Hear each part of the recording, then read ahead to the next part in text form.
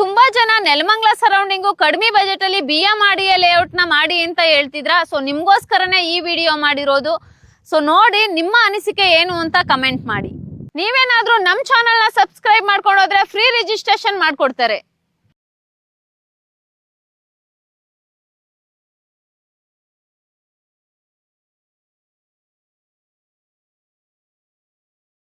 PK creations ಯೂಟ್ಯೂಬ್ನವ್ರಿಗೆ subscribe ಮಾಡ್ತಾನೆ ಇರಿ.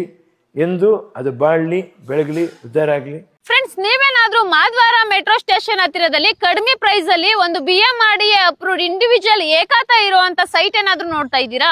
ಇನ್ನ ಈ ಜಾಗದಿಂದ ಇದೆ ಗೋಲ್ಡನ್ ಫಾರ್ಮ್ ರೆಸಾರ್ಟ್, ಇದು ಆಲೂರ್ ಕ್ರಿಕೆಟ್ ಸ್ಟೇಡಿಯಂ. ಇನ್ನ ಇದು APMC ಆರ್ಡ್, ಇದು ರೈಲ್ವೆ ಗೊಲ್ಲಳ್ಳಿ ರೈಲ್ವೆ ಸ್ಟೇಷನ್.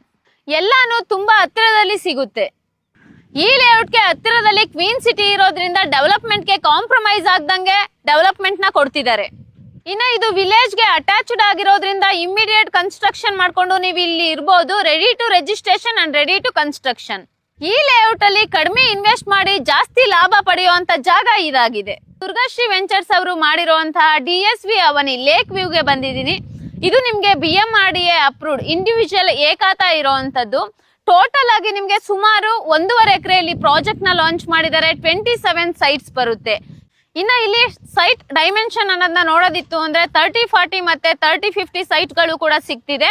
ಮತ್ತೆ ಇದು ಹೊಸ ಪ್ರಾಜೆಕ್ಟ್ ಆಗಿರೋದ್ರಿಂದ ನಿಮ್ಗೆ ಈ ಫೇಸಿಂಗ್ಸ್ ಅನ್ನೋದೇನಿಲ್ಲ, ನಾರ್ತ್, ಈಸ್ಟ್, ವೆಸ್ಟ್, ಸೌತ್ ಎಲ್ಲ ಸೈಟ್ ಫೇಸಿಂಗ್ಸ್ ಕೂಡ ಅವೈಲಬಲ್ ಇದೆ.